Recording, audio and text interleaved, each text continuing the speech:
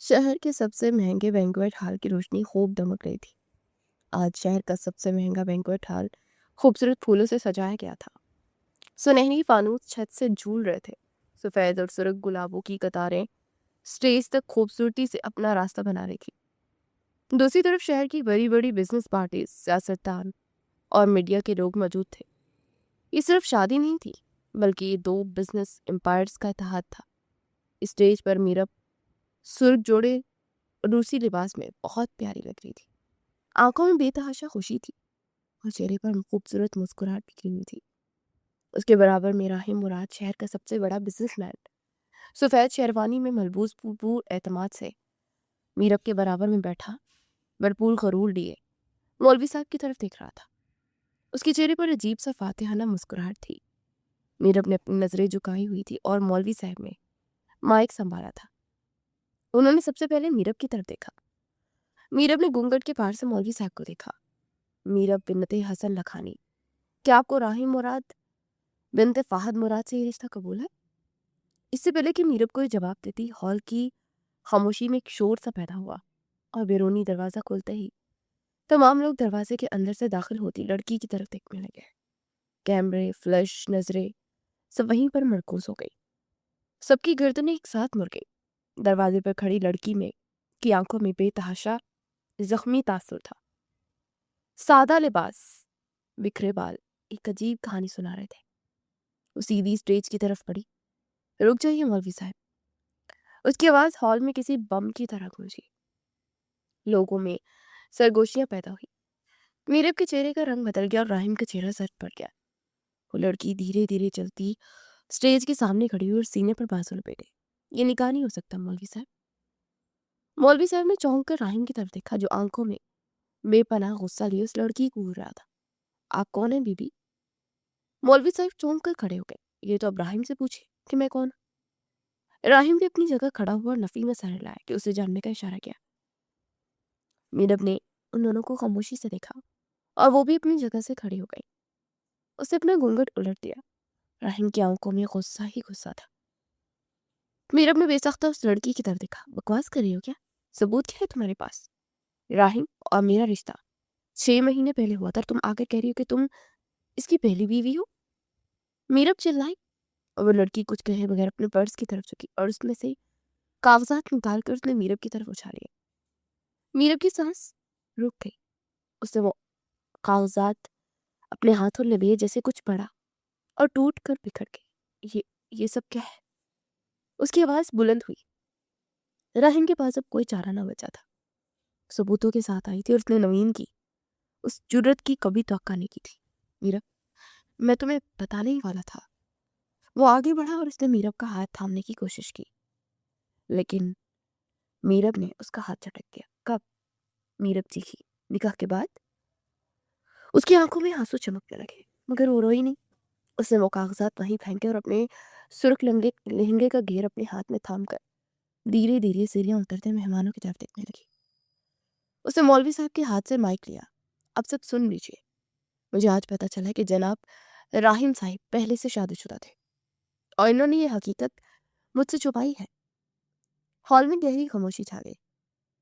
राहिम का गुस्सा आसमान पर चढ़कर बोलने लगा। ये औरत ड्रामेबाज है। ये औरत झूठ बोल रही है। लड़की चीखने लगी। तो इनकार कर दो, कहो कि तुम मेरे शौहर नहीं थे।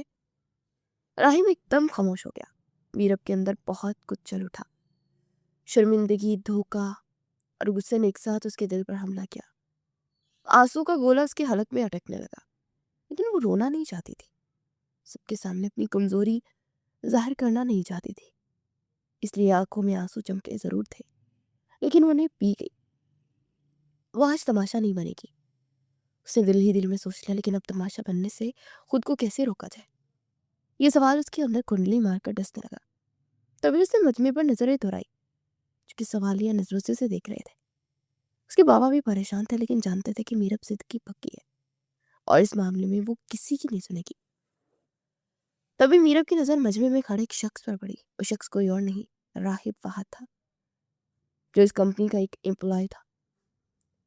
वो भी हैरानी से ये सारा मंजर देख रहा था। मीरब धीरे धीरे चलते उसके पास पहुंची। उसका तनफ्फुस तेज था। राहिब, फूली सांसों के दरमियान उसे देखकर उसे पुकारा। वो चौंक गया। मीरा मैम आप। वो उसके सामने रुक गई और गहरी नजरों से उसे देखने लगी। मुझसे शादी करोगे राहिब?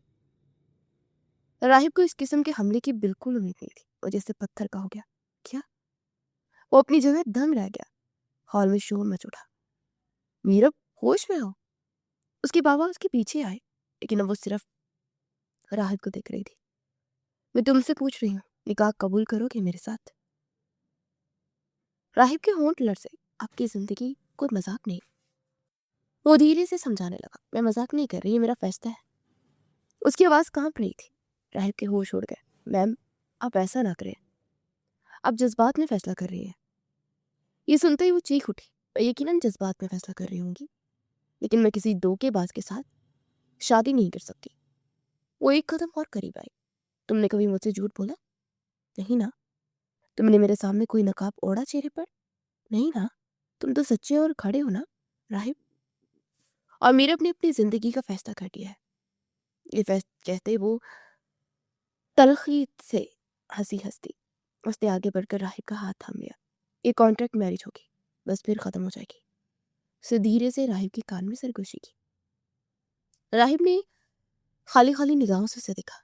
ये लड़की जो उसकी मैम थी और इस कदर सरफिरी भी हो सकती है, इसे उसने कभी नहीं सोचा था। अगले पल मीरब ने उसका हाथ थामकर उसे स्टेज पर ले जाने की सही की और राहिब ने पहली बार खुद को ढीला ढाला छोड़ दिया था। वो उसके साथ हाथ थामे स्टेज पर जा पहुंचा। राहिब और राहिम दोनों की नजरें एक दूसरे से मिली। राहिब ने अफसोस से नफी में सर हिलाया। तुम पछताओगे? राहिब ने नजरें झुका ली थी। मीरब ने मौलवी साहब को इशारा किया, फिर माइक पर ऐलान किया, गैर जरूरी लोग स्टेज से उतर जाए। ये कहते उसने राहिम की आंखों में झांका तो वो गुस्से से अपनी पगड़ी वहीं फेंक कर नीचे उस सीढ़ियां उतर कर जा चुका था। मीरब के दिल में एक ठंडक सी उतर गई। अगले ही पल उसने मौलवी साहब को इशारा किया, निकाह पढ़वाइए, दूल्हे का नाम अब राहिब होगा। ये सुनते ही मौलवी साहब ने हैरान परेशान होकर मीरब की तरफ देखा। तभी राहिब मीरब की तरफ झुका। मैम ये गलत है, आप एक बार फिर सोच ले, मैं तैयार नहीं हूँ। लेकिन मीरब ने उसे कोई जवाब न दिया। मौलवी साहब ने कहना शुरू किया, मीरब बिनते हसन लखानी, क्या आपको राहिब से ये रिश्ता कबूल है? ये सुनते ही मीरब ने कर्ब से अपनी आंखें मींची। आंखों के किनारे भीग गए और अगली पल उसे मुस्कुराते हुए कबूल है कहा। यूं 3 बार कबूल है कहकर वो एकदम से रिलैक्स होकर दरवाजे की तरफ देखने लगी, जहां राहिम फटी फटी निगाहों से ये मंजर देख रहा था। फिर पैर पटकता बाहर निकल गया। उधर राहिब से भी इजाबो कबूल के लिए 3 बार इजाजत ली गई। राहिब की सांसें बेतरतीब थी। उसने मीरब की तरफ देखा। मजबूत थी, लेकिन उसके पूरे वजूद में एक अजीब सी कपकपाहट थी। वो बुरी तरह टूट कर बिखर चुकी थी और अब की बार राहिब उसे गिरने नहीं दे सकता था। उसने बड़े यकीन से राहिब से मदद मांगी थी और इस मौका पर सिर्फ 3 लफ्ज कहकर उसकी मदद कर सकता था। तो वो फिर क्यों पीछे रहता? उसने आंखें बंद करके 3 बार कबूल है कहा था। हॉल में सुनाटा छा गया था। मीरब की पलकों पर आंसू उतर आए थे। निकाह मुकम्मल हो गया था। वो दोनों स्टेज पर खड़े थे, लेकिन अब मंजर बदल चुका था। वो दोनों स्टेज पर खड़े थे और ऐसे रिश्ते में बन चुके थे। चाहे तराम मौजूद था, लेकिन मोहब्बत कहीं नहीं थी। हॉल की रोशनियों के बीच निकाह होते ही मीरब ने राहिब का हाथ मजबूती से थाम लिया। उसकी उंगलियां काफी सख्त थी और गिरफ्त इंतहाई मजबूत थी। वो राहिब का हाथ थामे आगे बढ़े। रास्ता छोड़ने लगे। लोग रास्ता छोड़ने लगे। कैमरे की क्लिक की आवाज से तस्वीरें बनने लगी। सरगोशियां उनके कानों में पड़ने लगी। लेकिन मीरब ने हर चीज से खुद को बेगाना कर दिया। किसी के चेहरे पर हैरत थी तो किसी के चेहरे पर इंतहाई तंज था और सब खामोश तमाशाई बने ये मंजर दिख रहे थे। राहिब को सबकी नजरें खुद पर महसूस हुई और उसकी निगाहें झुक गई। उसे ऐसा महसूस हुआ जैसे वो कोई खूबसूरत ख्वाब जी रहा हो। वो उसका हाथ छुड़ाना चाहता था, लेकिन मीरब की गिरफ्त बहुत मजबूत थी। मीरब ने एक लम्हे को पीछे मुड़कर नहीं देखा। हील की टक टक से पूरा फर्श गूंज उठा था। वो तेजी से बाहर की तरफ बढ़ रही थी और राहिब भी उसके साथ था। हॉल का दरवाजा खुला और बंद भी हो गया। बाहर की ठंडी रात की हवा दोनों के चेहरों से टकराई और राहिब का हाथ छोड़कर पार्किंग एरिया की तरफ बढ़ी और अपनी गाड़ी थकाई। मीरब, आप ठीक है? राहिब ने पहली बार अपने लब खोले, लेकिन वो सुन ही नहीं रही थी। उसने गाड़ी का दरवाज़ा खोला, खुद ड्राइविंग सीट संभाली। फिर उसने सर पहली से राहिब की तरफ देखा और गोया हुक्म सादिर किया, बैठो।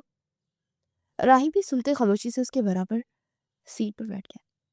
उनके दरमियान तवील खामोशी छा गई। गाड़ी तेजी से सड़क पर दौड़ने लगी। सड़क पर अंधेरा छाया हुआ था, लेकिन स्ट्रीट लाइट की रोशनी में मीरब के आंसू बखूबी दिखाई दे रहे थे। अंदर ही अंदर टूट रही थी। राहिब ने कई बार तसल्ली देने के लिए अपने लफ्ज़ किए, कुछ ऐसे अल्फाज ही नहीं मिले। आपको ये सब नहीं करना चाहिए था। बलाखिर उसने हिम्मत करके बोल ही दिया तो मीरब ने एक जोरदार ब्रेक लगाई। गाड़ी एक झटके से रुकी और मीरब ने खूनखार निगाहों से उसे देखा। उसकी आंखें बेहद सुर्ख थी और सांस तेज चल रहा था। आंसू तो आतर से बह रहे थे। तो क्या करती? वो चिल्लाई, सबके सामने जलील होती, सबके सामने खुद को कमजोर जाहिर करती। मुझे तर्ज भरी निगाहें खुद पर पसंद आई, इसलिए मैं तुम्हारा इंतखाब किया, समझे? तो वो चिल्लाई। राहिब एकदम खामोश हो गया। अगली ही पल उसने दोबारा से गाड़ी चलानी शुरू कर दी। मीरब का घर शहर के पोश इलाके में वाक़या था। चौकीदार ने गेट खोला और गाड़ी अंदर दाखिल हुई। राहिब अभी तक हैरान था।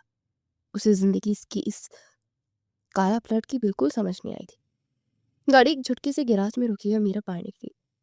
अंदरूनी दरवाजा खुला और वो बाहर निकला। मीरब तेजी से अपने घर के अंदर बढ़ी।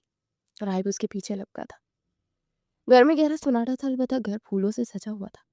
नौकर हैरान परेशान उसे देखने लगे। कोई सवाल नहीं करेगा, उसने गर्जदार आवाज में कहकर सीढ़ियों की तरफ कदम बढ़ाए। वो सहज सहज कर सीढ़ियां चढ़ती अपने कमरे की तरफ बढ़ी। राहिब चंद कदम के फासले पर उसके पीछे पीछे चल रहा था। उसे समझ नहीं आ रहा था कि वो क्या करे। मीरब से सवाल करे या ना करे। क्या उसे यहाँ आना चाहिए था या उसे वापस लौट जाना चाहिए था? सीढ़ियां चढ़ते तवील राहदारी अबूर करने के बाद मीरब का कमरा आया।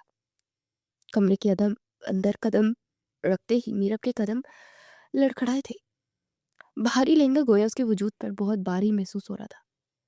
उसे जेवरात उतार कर जमीन पर थे मारे, दुपट्टा खींच कर एक तरफ फेंका और बेड के किनारे बैठते ही फूट फूट कर रो पड़ी। राहिब साकित खड़ा दरवाजे की दहलीज पर उसे देखता चला गया। उसका रोना ऐसा था जैसे बरसों का जब टूट गया। आंखों से आंसू बह रहे थे और सोगवार हुस्न राहिब के दिल पर उतरने लगा। उसे समझ नहीं आया कि वो आगे बढ़े या वापस लौट जाए। मीरब उसे बिलाए इंतहाई इनामाक से आंसू बहा रही थी। तभी राहिब की नजर ड्रेसिंग पर रखे टिश्यू बॉक्स की तरफ गई। वो आगे बढ़ा और टिश्यू निकालकर मीरब की तरफ बढ़ाया। इतना रोना अच्छा नहीं होता है। जो छोड़कर चले जाए वो दोबारा जिंदगी में नहीं आ सकते, तो उनके लिए रोना बेमायनी है। मीरब ने चौंक कर राहिब की तरफ देखा, जैसे उसे पहली बार याद आया हो कि कमरे में इसके अलावा राहिब भी मौजूद है। उसे देखते उसकी आंखों में हैरत और फिर गुस्सा उभरा। तुम यहाँ क्या कर रहे हो? वो एकदम से खड़ी हुई। राहिब ने ना समझी से उसकी तरफ देखा। आप ही तो लाइए मैम मुझे। राहिब ने फौरन से सफाई दी तो उसकी आवाज तलख हो गई। इसका मतलब ये नहीं कि तुम मेरे कमरे में ही पहुंच जाओ। ये सुनते ही राहिब चंद कदम पीछे हटा। मैंने सोचा कि आप shut up, just shut up. तुम लोगों को उंगली उठाकर क्या उंगली क्या पकड़ा दो, तुम हाथ में पकड़ने लग जाते हो। कुछ भी सोचने की जरूरत नहीं है, निकलो यहाँ से। वो तकरीबन चिल्लाई थी। देखिए मेरे मैम, आप इस वक्त होश में नहीं है। राहिब ने गोया उसे याद दिलाना चाहा। मीरब ने तल्खी से देखा। मैं इस वक्त बिल्कुल अपनी होशो हवास में हूँ। वो अपनी जगह से खड़ी हो गई। राहिब के हाथ में पकड़ा टिश्यू जमीन पर गिर गया। वो चंद लम्हे हैरानी से उसे देखता रहा। उसकी आंखों में शर्मिंदगी ही शर्मिंदगी थी। ठीक है, ये कहकर राहिब कमरे के दरवाजे की तरफ बढ़ा। दरवाजा खोलते उसने आखिरी बार पलट कर मीरब की तरफ देखा। वो सबसे बेनियाज आईने के सामने खड़ी अपने आंसुओं को साफ करती, शायद अपनी जात के टूटे अक्स को जोड़ रही थी। मैं आपको तकलीफ देना नहीं चाहती थी। राहिब ने उसे देखा लेकिन वो सुन ही नहीं रही थी। राहिब अफसोस से वापस पलट गया और जोरदार आवाज में दरवाजा बंद हुआ, लेकिन मीरब के मातम में कमी नहीं आई। राहिब घर से बाहर निकला तो सर्द हवा उसके चेहरे से टकराई। शल्ला में वही गेट के पास खड़ा रहा। उसके जहन में एक ही सवाल गूंज रहा था कि कहीं उसने मीरब मैम से निकाह करके कोई गलती तो नहीं कर दी। अगले ही लम्हे उसके दिल से आवाज आई, ये निकाह तुमने अपनी मर्जी से तो नहीं किया, मैम ने जबरदस्ती करवाया। उसने खुद को इस मुकाम पर कभी नहीं देखा था। वो एक आम एम्प्लॉय था, लेकिन आज उसने मैम की जिद पर एक अमीर टूटी हुई लड़की से निकाह कर लिया था। तो क्या वो सिर्फ उसकी अना का सहारा था? एक दुख उसके बदन में उतरा था। क्या वो कल पछताएगी? इन्हीं सोचों के दरमियान कब वो अपने छोटे से फ्लैट में आ पहुंचा, उसे अंदाजा ही ना हुआ। कमरा नीम अंधेरे में डूबा था और एक ही कमरे पर मुश्तमिल था। वो अपने बेड पर लेट गया, आंखें छत पर जम गई। तभी उसके कानों में कबूल है की आवाज गूंजी और वो धीरे से मुस्कुराया। अगले ही पल मुस्कुराहट मानित पड़ गई। ये शादी सिर्फ कॉन्ट्रैक्ट मैरिज है, मुझे कुछ भी नहीं सोचना। चाहे मैम को सिर्फ एक ढाल चाहिए थी और बस। उसकी आंखें खुद ब खुद नम होने लगी और वो अपनी नम आंखों से है पर हैरान रह गया। दूसरी तरफ मीरब अपने कमरे में अकेली बैठी थी। उसका पूरा कमरा बिखरा हुआ था, मेकअप धुल चुका था, जेवर बिखरे हुए थे। दरवाजे पर उसके घरवाले मुसलसल दस्तक दे रहे थे, लेकिन वो आंखों से बहते काजल को अपने हाथों में समोकर अपनी हालत पर हैरान थे। कि मैंने क्या कर दिया? उसके होंठों से सरगोशी निकली। थोड़ी देर पहले का रवैया अब उसे अजीब लगा था। उसने तो मेरी मदद की और मेरे साथ यहाँ तक चलाया, और मैंने उससे आगे से कुछ सोचा ही ना गया और उसने अपना चेहरा अपने हाथों में गिराया और अपने बाल नोच लिए। मगर अब उसकी अना उसे माफी मांगने से रोक रही थी। ऐसे तो उससे तो मेरा सारा प्लान ही खराब हो जाएगा। सारी इमेज एक पल में जमीन बोझ हो जाएगी। वो अगले ही पल एक नए दुख के साथ यहाँ से बाहर टहलने लगी। उस रात वो दोनों एक दूसरे की निगाह में होते हुए भी एक दूसरे से कोसों दूर थे। और सुबह की धूप शीशे की दीवारों से टकराकर कंपनी की वसी लॉबी में फैल गई थी। ऑफिस में गैर मामूली चहल पहल छाई हुई थी। कल निकाह की वीडियोस रात भर सोशल मीडिया गर्दिश करती रही थी। मैम ने हॉल में निकाह कर लिया, वो भी अपने एम्प्लॉय से। लोगों की नजरें दरवाजे पर जमी हुई थी और आंखों में बेपनाह सवालात थे। वो ये देखना चाहते थे कि आज ऑफिस में वो दोनों एक साथ थे या अलग अलग। तभी मीरब अंदर दाखिल हुई। उसे सादा और नफीस ब्लैक सूट पहना हुआ था। आंखों के नीचे हल्की सी थकन थी, लेकिन चेहरे पर कल रात छाने वाली क़यामत का शरबत तक ना था। उसके वालिद साहब ने उसे ऑफिस जाने से मना किया था। नाश्ते की मेज पर मीरब ने मुस्कुराते हुए जवाब दिया, जब मुश्किल आ ही गई है तो इसे वकार से झेलना चाहिए ना। और वैसे भी मैंने कोई गलत काम नहीं किया। अपने घर में छुप कर वो बैठे जिन्होंने धोखाधड़ी की हो। वो ये बहकर कहकर ऑफिस आ गई थी। वो लिफ्ट की तरफ बढ़ रही थी कि राहिब भी उसी लम्हे अंदर दाखिल हो। उसने नेवी ब्लू शर्ट पहन रखी थी और हाथ में फाइल उठाई, पसंदीदा चेहरा लिए आंखों में रात भर की बेख्वाबी सजाए। वो अपने केबिन की तरफ जा रहा था कि जब उसे पीछे से आवाज सुनाई दी, राहिब। मीरब ने राहिब को पुकारा था। राहिब, जरा मेरी बात सुने। वो रुक गया, लेकिन मुड़ा नहीं। मीरब उसके सामने आकर खड़ी होगी। जी मैम। उसका लहजा बेतहाशा सर्द था। रात होने वाली अपनी बेइज्जती को नहीं भूला था। मेरे केबिन में आए। राहिब ने पहली बार उसकी आंखों में झांका। आपने कल वाज़ेह कर दिया था कि मैं आपके कमरे में ना रहूं, तो अब मैं केबिन में क्यों हूं? उसके लहजे में दबी दबी सी चोट थी। मीरब के चेहरे पर एक लम्हे को नरमी उभरी और अगली पल सख्ती में बदल गई। ये कॉन्ट्रैक्ट मैरिज है मिस्टर राहिब, ज्यादा शौहर बनने की कोशिश मत कीजिए। राहिब मुस्कुराया। फिक्र न करें, मुझे किसी के एहसासात पे कब्जा करने का बिल्कुल कोई शौक नहीं है, और मेरी इज्जत नफ्स मुझे इस बात की इजाजत नहीं देती। पास से गुजरते चंद एम्प्लॉय ने मोड़ कर देखा। मीरब ने चौंक कर अपने चेहरे पर मुस्कुराहट सजाई और उसका बाजू थामा। राहिब ने चौंक कर उसकी हरकत देखी। चले मेरे साथ। वो मुस्कुराते से तकरीबन खींचती हुई मेन हॉल में ले आई थी, जहाँ तमाम स्टाफ जमा थे। सबकी नजरें उन पर उठी थी और बेसाख्ता किसी ने माशाल्लाह कहा था। मीरब ने उन तमाम लोगों को देखकर मुस्कुराहट उछाली थी। Attention please. एकदम से सारी सरगोशियां रुक गई। इनसे मिले, ये है मिस्टर राहिब, हमारी कंपनी के सीईओ। आज से ये अपना ओहदा संभालेंगे, क्योंकि कल रात को इन्होंने शौहर होने का ओहदा भी संभाल लिया है। अब ये ऑफिशियली मेरे हस्बैंड है। तमाम एम्प्लॉय ने हैरत से अपने मुंह पर हाथ रख दिया। यार, ये राहिब तो हमसे भी 10 कदम आगे निकला। फौरन से बॉस को बता लिया। इस जैसी और कई आवाजें बुलंद हुई, लेकिन मीरब ने उन्हें नजरअंदाज किया। उसने राहिब के बाजू पर अपना हाथ फेरा। राहिब ने चौंक कर उसे देखा। वो पल पल उसे हैरान कर रही थी। उनके पास इतना तजर्बा और सलाहियत है कि इस सीख को मुकम्मल तौर पर डिजर्व करते हैं। मैंने कल सिर्फ अपनी ज़िंदगी का फैसला ही नहीं किया, बल्कि कंपनी का मुस्तकबिल भी महफूज कर लिया है। लोगों के चेहरे पर हैरानी ही हैरानी थी। उसी लम्हे मीरब की नज़रें दाएं तरफ खड़े 2 एम्प्लॉयज़ पर पड़ी, जो कि मोबाइल से वीडियोस बना रहे थे। और वो जानती थी कि वीडियो किसको जाएगी। उसके साथ का मंगेतर राहिम को, जिसने उसे बीच में इंतजार में छोड़ दिया था और धोखाधड़ी की बुनियाद पर रिश्ता कायम करने की कोशिश की थी। मीरब ने बेख्तियार गहरी सांस भरी। उसके लबों पर हल्की सी मुस्कुराहट दिखी। उसने खुद को मजबूत किया और सीधा उसकी तरफ आई। कैरी ऑन, बिल्कुल, सिर्फ रिकॉर्ड कीजिएगा, बल्कि मैं खुद भी वीडियो में आ जाती हूँ। हेलो। पूरा हाल खामोश हो गया और वो एम्प्लाई सर झुकाए अपने काम में मसरूफ होने लगे। वो धीरे धीरे चलते राहिब के पास आई। आपको ये सब करने की कतई जरूरत नहीं है। राहिब ने उसके कान में सरगोशी की तो मुस्कुराई। जरूरत थी। अब उसका बावजू छोड़े बगैर उसे अपने कमरे की तरफ ले जाने लगी। कमरे के अंदर दाखिल होते राहिब करंट खाकर पीछे हटा और उसके हाथ से अपना हाथ छुड़ाया। ये सब क्या था? उसके माथे पर बल पड़े। मीरब अपनी कुर्सी पर जाकर बैठी। प्रमोशन?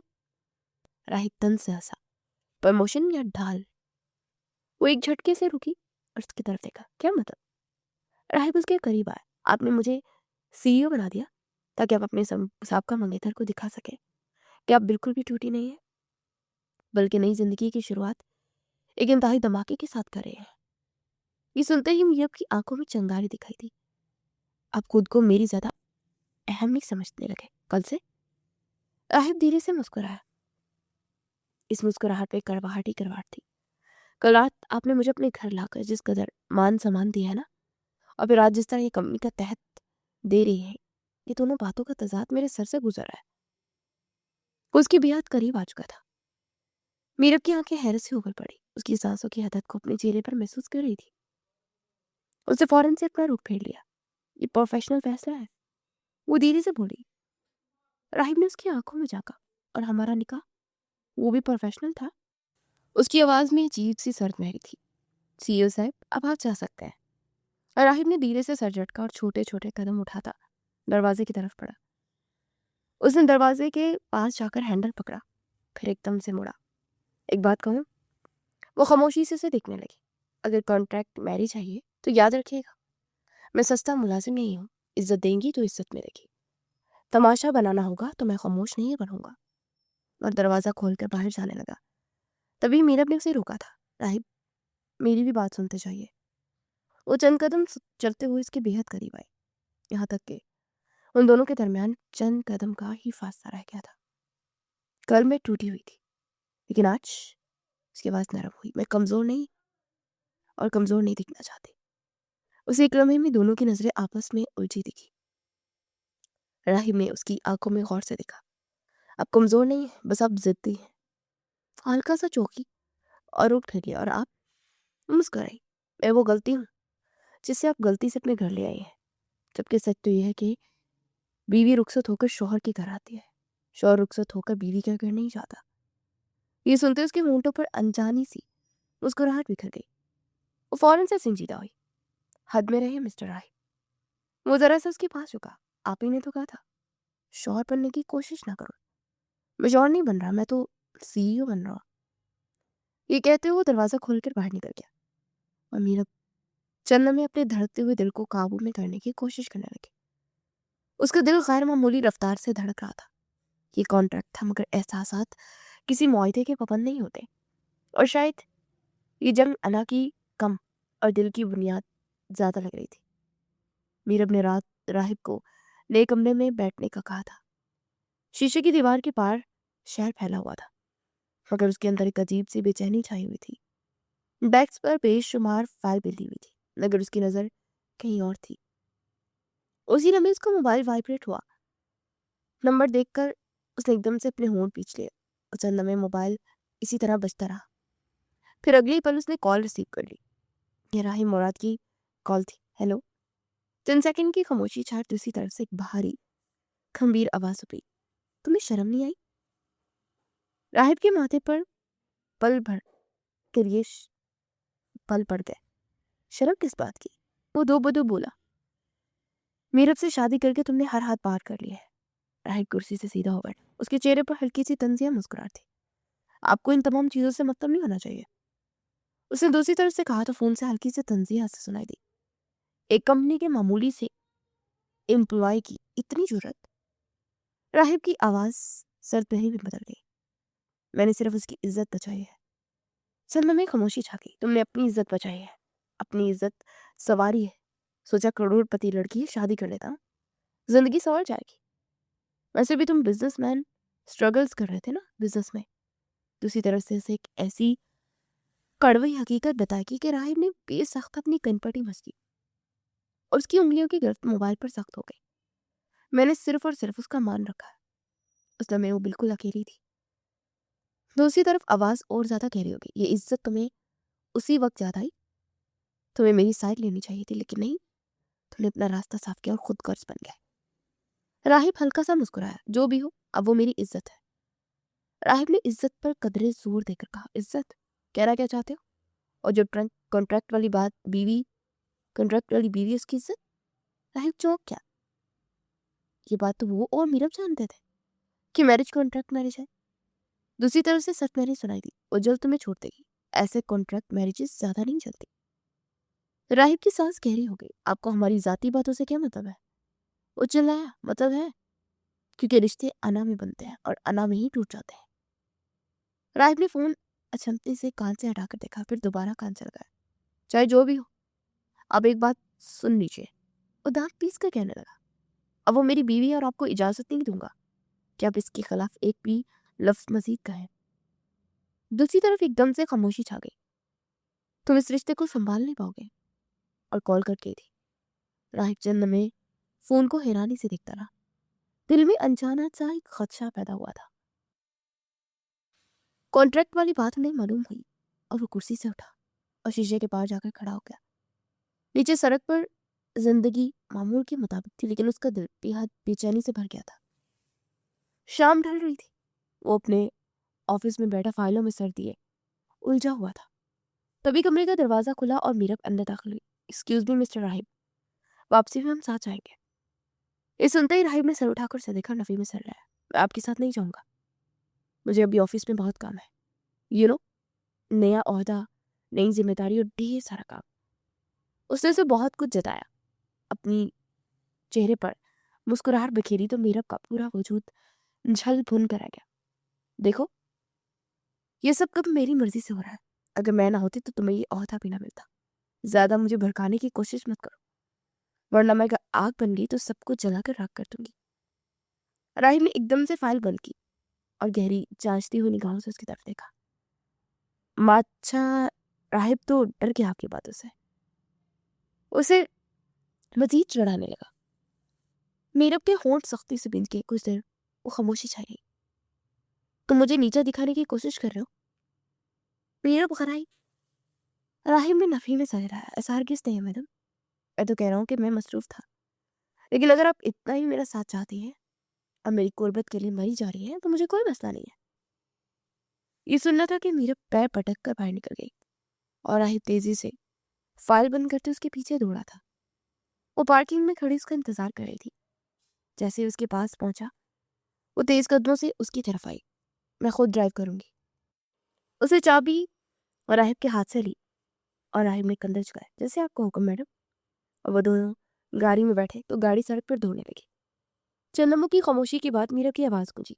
आगे जाकर तुम उतर जाना, ज्यादा शोर बनने की जरूरत नहीं है। अपनी औकात याद रखना। राहिब ने एक झटके से उसकी तरफ देखा। हर चीज आपकी मर्जी से ही तो होती है मैडम। वो जल गई। जिस बात में आकर निकाह किया था, अब पछता रही है।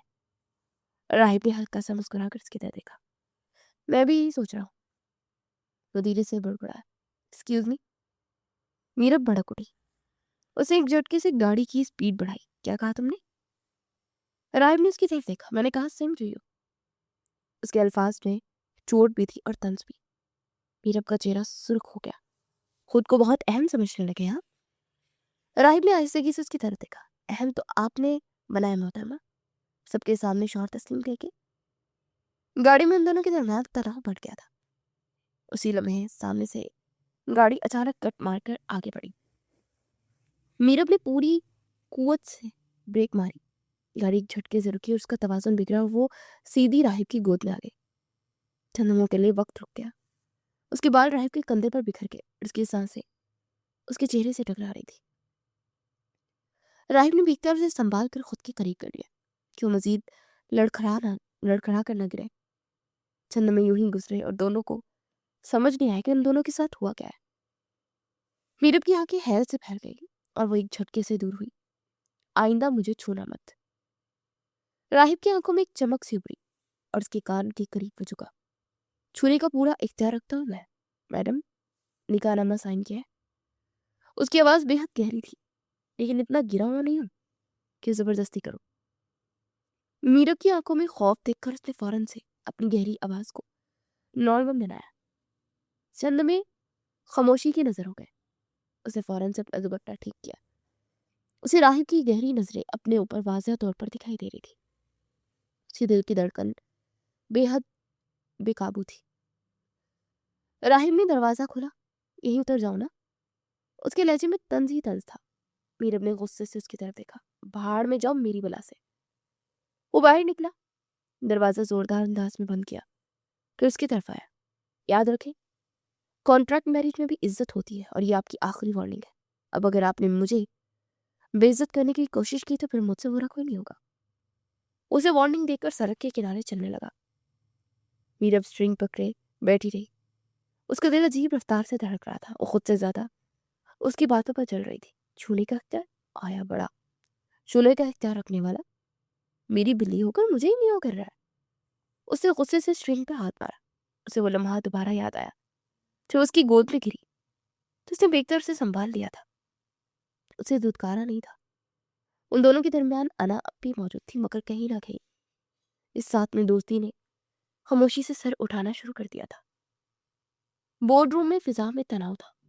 मीरब ने अपनी फाइल मेज पर रखी और फाइनेंस मिनिस्टर की तरफ देखा। ये हाउसिंग प्रोजेक्ट फौरन लॉन्च होना चाहिए। मैंने हामी भर दी है। ये सुनते ही सारे राहिब ने सर उठाकर उसकी तरफ हैरत से देखा। जमीन की लीगल क्लियरेंस मुकम्मल नहीं है। मीरब ने हाथ उठाकर उसे रोका। हो जाएगी। राहिब अपनी जगह खड़ा हो गया। नहीं होगी। उसकी आवाज सख्त थी। मैं चीफ एग्जीक्यूटिव की हैसियत से इस प्रोजेक्ट को रिजेक्ट करता हूँ। राहिब की आवाज इस कदर मजबूत थी कि कमरे में गहरी खामोशी छा गई। मीरब की आंखों में एक इंतकाम की आग उतर आई। आप क्या हर चीज की नफी को अपने ऊपर फर्ज समझते हैं? जिसकी हामी में बढ़नी होती है। वो चिल्लाई थी। राहिब ने गुस्से से अपना सर झटका। मैं कंपनी को बचाने के लिए कह रहा हूँ। आगे जाकर आपको बहुत मसाइल में फंस जाएंगे। वो कुर्सी से उठ खड़ी हुई और धीरे धीरे चलती उसकी तरफ आई। बस बहुत हो गया। उसने अपनी उंगली उसके सीने पर रखते इशारा किया। तुम भूल रहे हो अपनी औकात। राहिब का चेहरा स्पाट हो गया। औकात? उसे अपनी आवाज किसी खाई से आती सुनाई दी।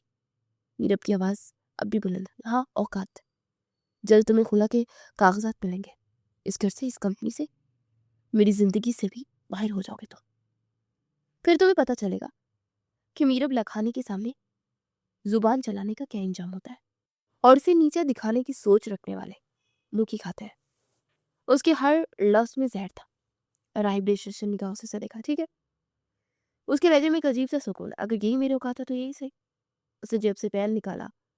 वहां रखे नोटपैड को उठाकर चंद सतरें लिखी। मैं अपने ओहदे से इस्तीफा दे रहा, फौरी तौर।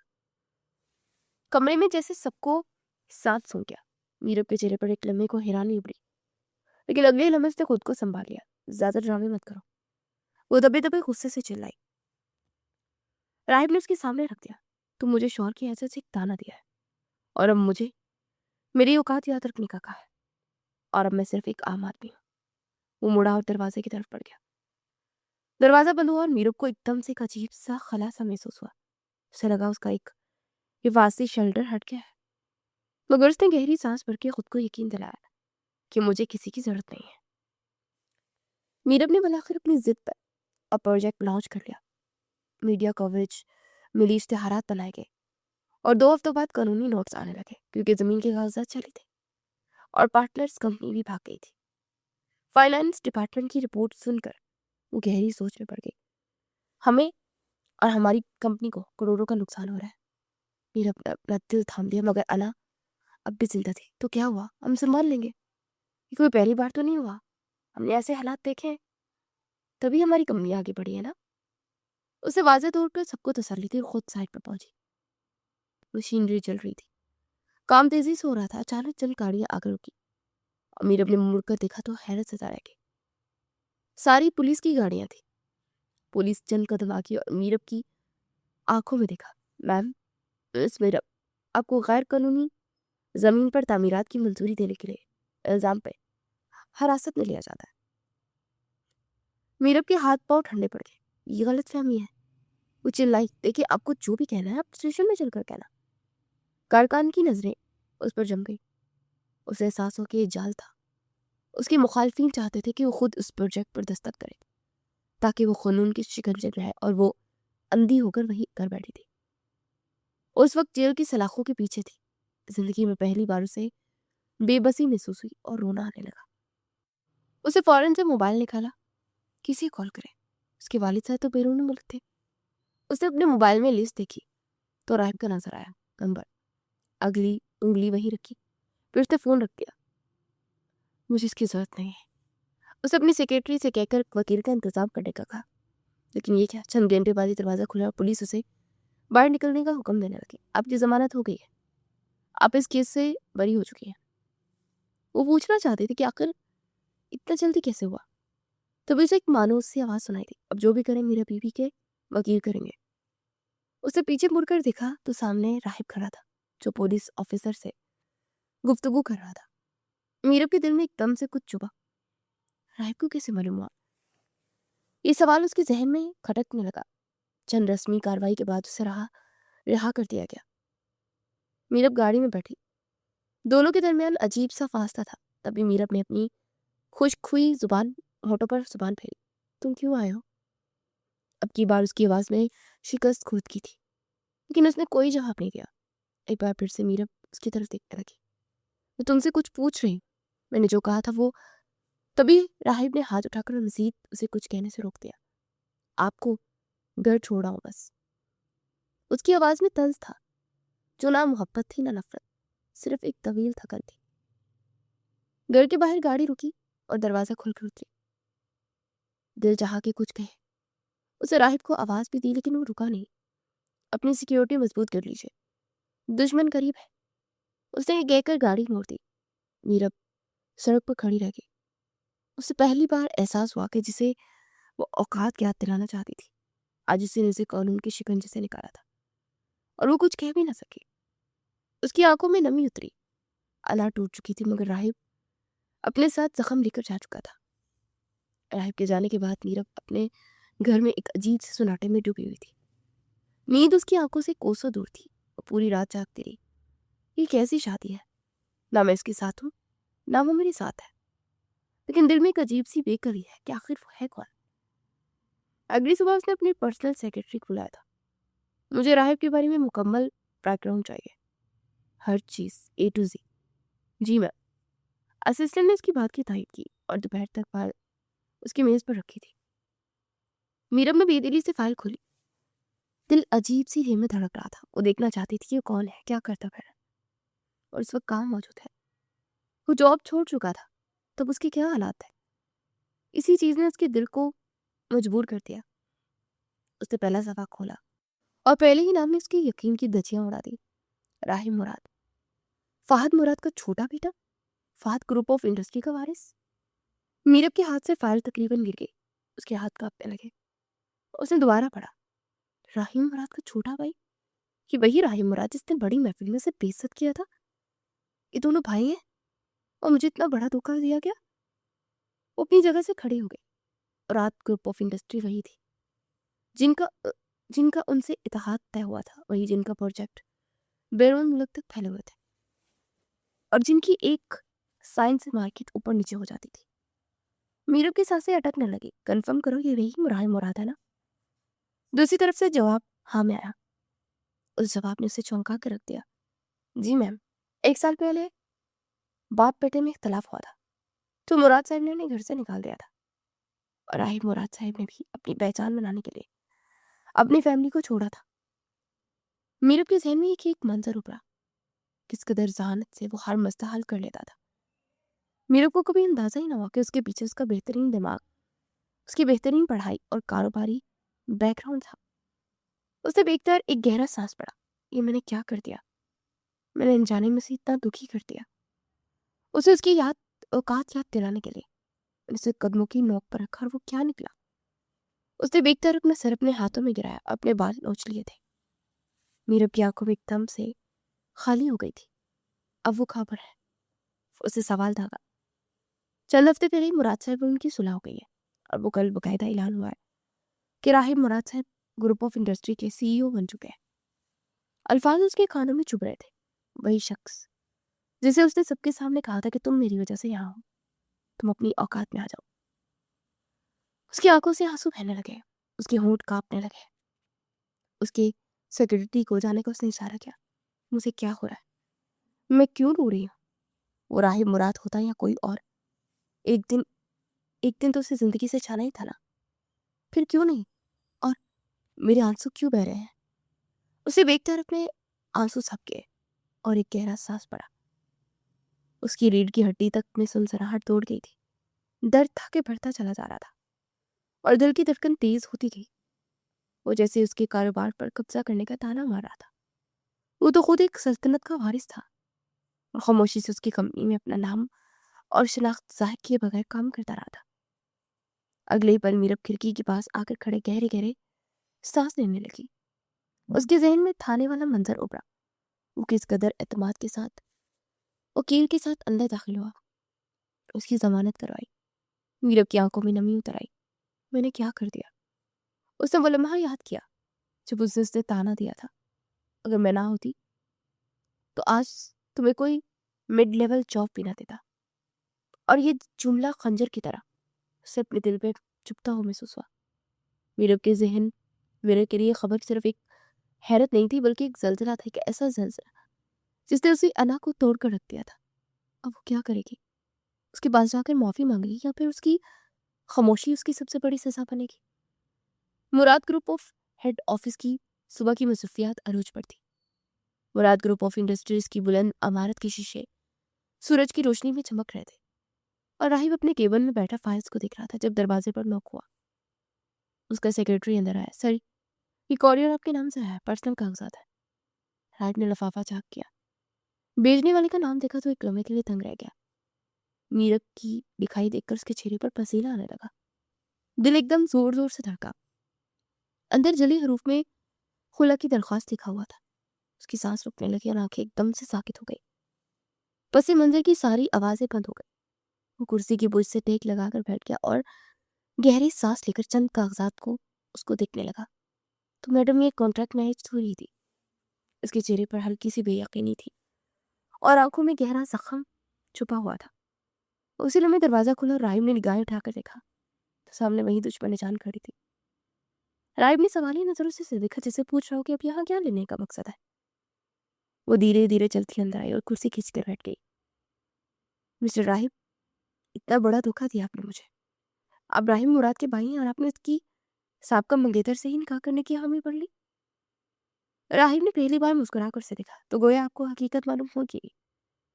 वैसे बार बार आप ये बात भूल जाती हैं और मुझे बार बार आपको याद दिलाना पड़ता है कि शादी मेरी मर्जी से नहीं बल्कि आपकी मर्जी से हुई थी, वो भी जोर जबरदस्ती। राहिब ने मुस्कुराते हुए धोखा दही की खूबसूरत नहीं करती थी। मीरब से कोई जवाब न बन पड़ा तो उसने बात का रुख ही बदल दिया। आपने मुझे नौकरी क्यों नहीं दी? ये सुनते ही राहिब ने अपनी अब्रू इकट्ठे किए। माफ कीजिएगा, लेकिन कौन सी नौकरी? आप अच्छी वेल ऑफ है, अपना बिजनेस चलाती है, तो आपको नौकरी की क्या जरूरत? ये सुनकर उसके सामने झुकी। इस ऑफिस में मेरा भी हक है और मैं पार्टनर चाहती हूँ।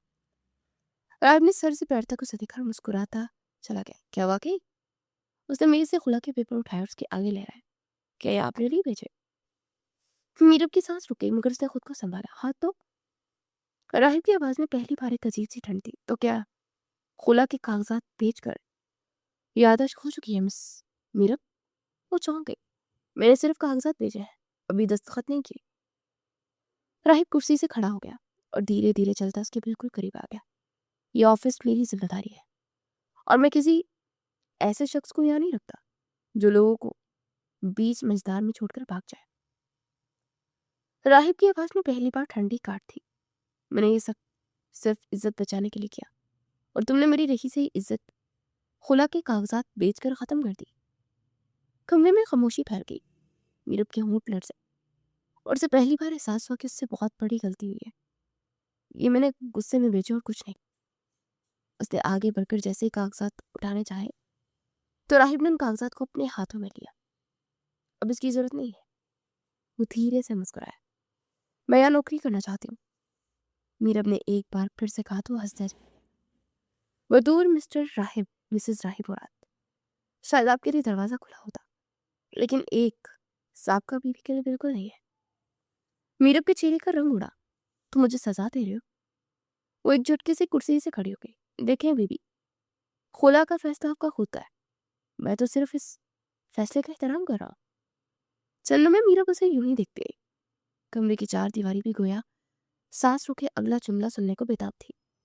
तो वाकई में इतने बेहिस हो गए हो? उसके लहजे में अजीब सा दर्द था। राहिब ने सर झटका। बेहिस नहीं, मोहतात हो गया। उसने कागजात दोबारा लिफाफे में रखे। कानूनी कार्रवाई आगे बढ़ जाएगी। मेरे वकील आपसे राब्ता कर लेंगे। मीरब के अंदर जैसे छलाके से कुछ टूटा। शायद माफी मांगने आई थी, या शायद अपनी जगह वापस लेने, मगर उसे शर्त मेरी के सिवा कुछ न मिला। वो दरवाजे तक पहुंचे, फिर रुक गई। एक नजर पीछे पलट कर देखा। अगर मैं ये फैसला वापस ले लूं तो? राहिब का हाथ एक लम्हे के लिए कांप गया और दिल जोर से धड़का, मगर उसने अपनी निगाहें नहीं उठाई थी। फैसले जज्बात में नहीं होने चाहिए मीरब। आपने ही मुझे सिखाया ना। उसकी आवाज में लर्जिश थी। मीरब की आंखों में नमी उभरने लगी। तो ये आखिरी फैसला है? राहिब ने धीरे से निगाहें उठाकर उसकी तरफ देखा। आपने जो भेजा है वही आखिरी फैसला है। राहिब ने आंखें बंद कर ली और बेख्तियार मुट्ठी भींच कर मेज पर दे मारी। दर्द की एक भरपूर लहर उसके जिस्म में दौड़ गई। दिल के अंदर एक तूफान मचा हुआ था, मगर उसका चेहरा पुरसुकून था। वो दोबारा से अपनी फाइलों पर झुक कर काम करने लगा। अब इसे थोड़ी देरी हुई थी कि उसका फोन बज उठा। हेलो। उसे फोन कान से लगाया तो दूसरी तरफ से घबराई हुई आवाज सुनाई दी। सर, आपकी मिसेस का एक्सीडेंट हो गया है, मेन रोड के पास। ये सुनते ही वो झटके से खड़ा हो गया। क्या? वो जोर से चिल्लाया। उसकी सांस रुक गई। कहाँ है वो? दूसरी तरफ शायद लोकेशन सेंड की गई। तेज रफ्तारी से अपने कमरे से निकला और गाड़ी में जा बैठा। दिल बुरी तरह से धड़क रहा था और वो खुद को कोस रहा था कि काश उसकी बात सुन लेता, उसे यहाँ ठहरने की इजाजत देता। लोकेशन आते से झटके से गाड़ी रोकी और सामने का मंजर देखकर वो हैरत जता रह गया। नीरब सड़क के किनारे खड़ी थी और अपने पर्स से पैसे निकाल कर वो एक दरमियानी उम्र के शख्स को दे रही थी। ये लीजिए, बहुत शुक्रिया आपकी मदद का। अगर आप ना होते तो शायद। इससे पहले कि वो अपनी बात मुकम्मल कर पाती, राहिब तेजी से आगे बढ़ा। ये क्या हरकत है मीरब? वो चिल्लाया। तो मीरब ने चौंक कर मुड़कर उसे देखा। आप यहाँ?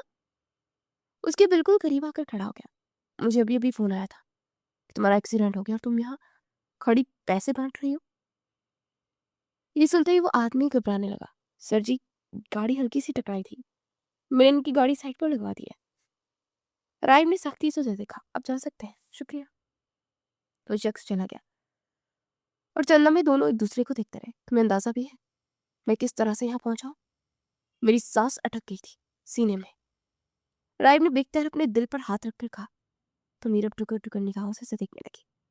मुझे मालूम नहीं था कि आपको।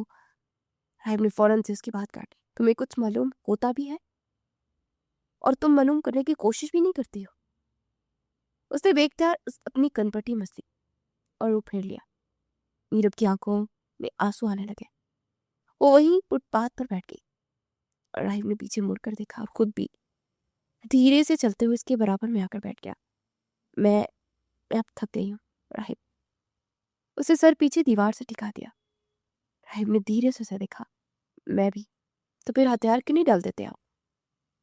मीरब ने धीमी आवाज में पूछा। राहिब ने लफी में सर हिलाया। डरता? मीरब अब पूरी तरह से उसकी तरफ घूम गई। किससे? उसने सर झटका। कहीं दुत्कारा न जाओ। सब कुछ सह लूंगा, लेकिन बेइज्जती नहीं, वो भी मोहब्बत और निकाह के नाम पर। उसके अल्फाज मीरब के दिल में उतर गए। मीरब की आंखें भर आई। उसके आंसू बहने लगे। और तुम्हें बहुत दुख दिया है ना राहिब? उसने जवाब नहीं दिया।